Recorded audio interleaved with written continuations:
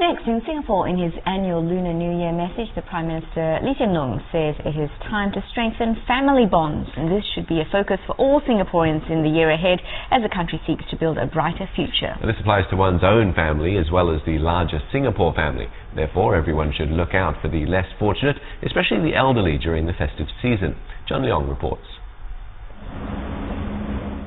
The less fortunate, the elderly, and Singaporeans of different races. These are members of what Prime Minister Lee Hsien Loong calls the larger Singapore family, and this unit has to be strengthened. This means looking out for others and nurturing ties with one another. Mr. Lee said Singaporeans sometimes take the country's peace and harmony for granted. But in our multiracial, secular society, there is a need to live and let live, and be willing to compromise for the common good. Part of efforts to strengthen families involves respecting and taking care of our elders. And Mr. Lee said much of Singapore's early success is down to its pioneer generation. This group of elders saw Singapore through difficult times and helped the country grow from third world to first. In recognition of this, Mr. Lee said efforts are underway to help them age happily. Some of this will come in the form of a Pioneer Generation package.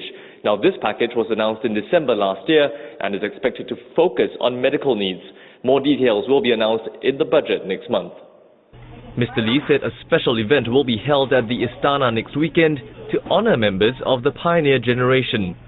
Even as the country honors its seniors, Mr. Lee said more needs to be done to encourage Singaporeans to have more children.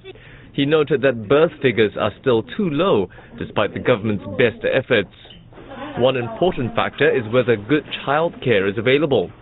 Mr. Lee said 20,000 new childcare places are on track to be delivered by 2017.